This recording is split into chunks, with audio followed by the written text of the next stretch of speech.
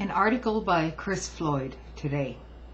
Perhaps the most striking fact revealed by the global financial crash, or rather by the reaction to it, is the staggering and astonishing and gargantuan amount of money that the governments of the world have at their command. In just a matter of days, we have seen literally trillions of dollars offered to the financial services sector by the national treasuries and central banks across the globe. Britain alone has put $1 trillion at the disposal of the bankers, traders, lenders, and speculators, and this has been surpassed by the total package of public money that Washington is shoveling into the financial furnaces of Wall Street and the banks. These radical efforts have been replicated on a slightly smaller scale in France, Germany, Italy, Russia, and many other countries. The effectiveness of this unprecedented transfer of wealth from ordinary citizens to the top tiers of the business world remains to be seen. It will certainly insulate the very rich from the consequences of their own greed.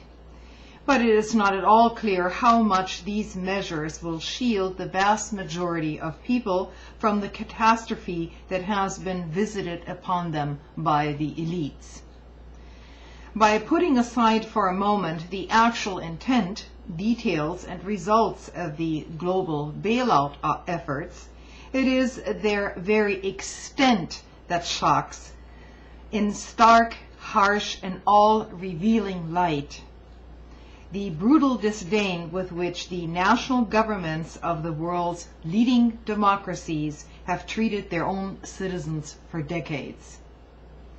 Beginning with Margaret Thatcher's election in 1979, government after government and party after party, both here and abroad, fell to the onslaught of an extremist faith, the narrow, blinkered fundamentalism of the Chicago school, epitomized by its patron saint Milton Friedman, the rigid doctrine that held that an unregulated market would always correct itself because its workings are based on entirely rational and quantifiable principles.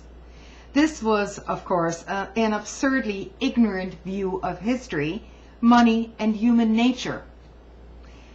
But because it flattered the rich and powerful, offering an intellectual justification for rapacious greed and ever-widening economic and social inequality, it was adopted as holy writ by the elite and promulgated as public policy.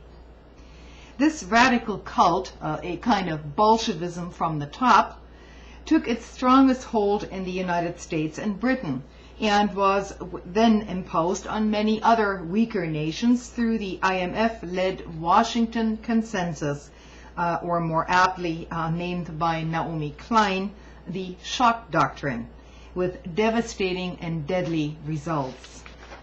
According to this cult, not only were markets to be freed from constraints placed on them after the world-shattering effects of the Great Depression, but all public spending was to be slashed ruthlessly to the bone, although exceptions were, of course, always made for the Pentagon war machine. After all, every dollar spent by a public entity on public services and amenities was a dollar taken away from the private wheeler-dealers who could more usefully employ this in increasing their own wealth. This was the cult that captured the governments of the United States and Britain, as well as Republicans and Democrats and the Conservative and Labor parties alike. And for almost 30 years, its ruthless doctrines have been put into practice. Regulation and oversight of financial markets were systematically stripped away. Essential public services were sold off for small change to corporate interests. Public spending on anything other than making war, threatening war, and profiteering from war was pared back or eliminated. Such public spending that did remain was forever under threat and was continuously derided.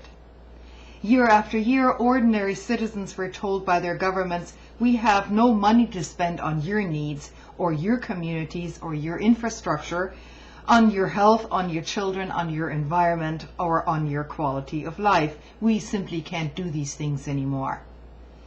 Of course, when talking amongst themselves or with the believers in the think tanks and boardrooms and editorial offices, I might say, these cultists would speak more plainly. We don't do these things anymore because we shouldn't do them, and we don't want to do them. They're wrong, they're evil, and they're outside of our faith. But now, as the emptiness and falsity of the Chicago cargo cult stands nakedly revealed even to some of its most faithful and fanatical adherents, we can see that this 30-year mantra by our governments has been a deliberate and outright lie. The money was there, billions and billions and billions of dollars of it.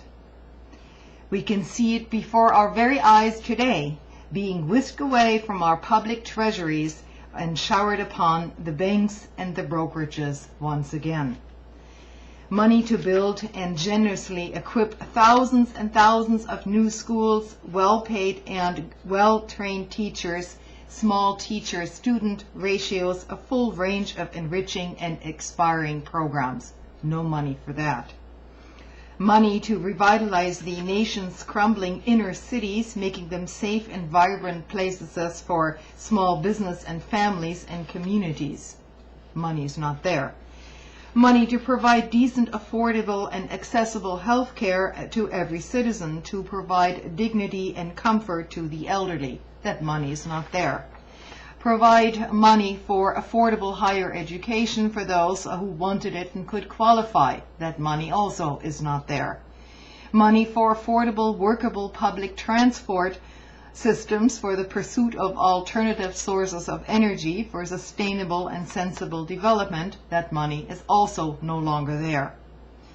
Money to support culture, learning, continuing education, libraries, theater, music, and the endless manifestation of human quest to gain more meaning and spiritual growth out of their lives. That money is not there. This is just one of the main facts that ordinary citizens around the world should take away from this crisis. The money to maintain, secure, and improve their lives of their families and communities was there, but their governments and their political parties made a deliberate choice not to use it for the common good.